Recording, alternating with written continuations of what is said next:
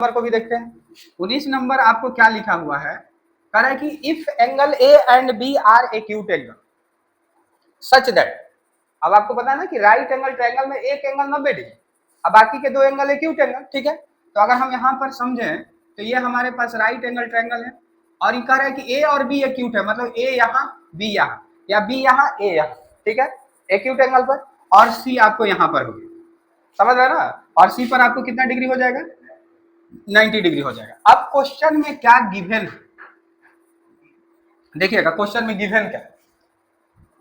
Question में given है कि सच दैट, इस तरीके से है, ये जो एक्यूट एंगल है वो इस तरीके से है कि cos A बराबर cos B, कि cos A जो है cos B के बराबर, समझ रहे ना, ये दिया हुआ है, ठीक है। तो अगर हमारे पास गिवन है cos A बराबर cos B, तो हम इसको अप्लाई करते हैं, जो गिवन है उसको लगा लेते हैं, समझ रहे हैं। तो यहां से क्या हो जाएगा बच्चा, cos का फॉर्मूला क्या होता है, बेस बटा हाइपोटेनस होता है ना। तो अगर हम a को थीटा कह रहे हैं, थीटा मतलब a को थीटा कह रहे हैं, यहाँ पर अभी थीटा है, फिलहाल थीटा वहां है, तो a के सामने परपेंडिकुलर कौन हो जाएगा, CB, तो बेस कौन हो जाएगा, AC, होगा कि नहीं होगा। तो हम यहाँ पर AC लिख सकते हैं बेस के जगह, और हाइपोटेनस के जगह पर क्या लिख लेंगे, AB लिख लेंगे, बराबर।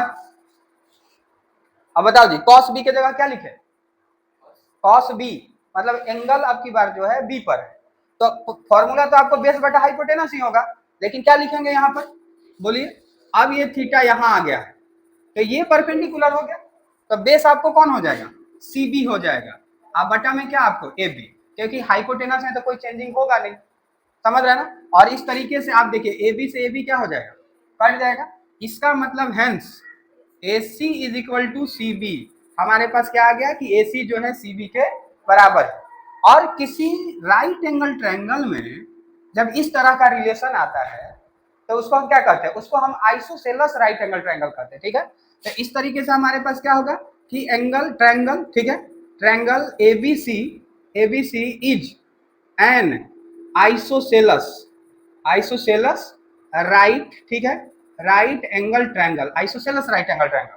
और जब आइसोसेलेस राइट एंगल ट्रायंगल है तो आप जानते हैं ना कि जैसे आइसोसेलेस ट्रायंगल में क्या होता है कि ये आपको एक आइसोसेलेस ट्रायंगल, तो अगर ये साइड इस साइड के बराबर है, इसका मतलब इस साइड से रिलेटेड एंगल और इस साइड से रिलेटेड एंगल ये आपस में क्या होते हैं, बराबर होता है। तो वैसे ही ये साइड जो है इस साइड के क्या बराबर है, तो इस साइड का कौन सा एंगल हो जाएगा, एंगल A, ठीक है। तो एंगल A और इस साइड का आपको कौन सा एंगल हो जाएगा, एंगल B, क्या हो जाएगा भाई, आपस में बराबर हो जाएगा। और यही हमको क्या करना था, प्रूव करना था।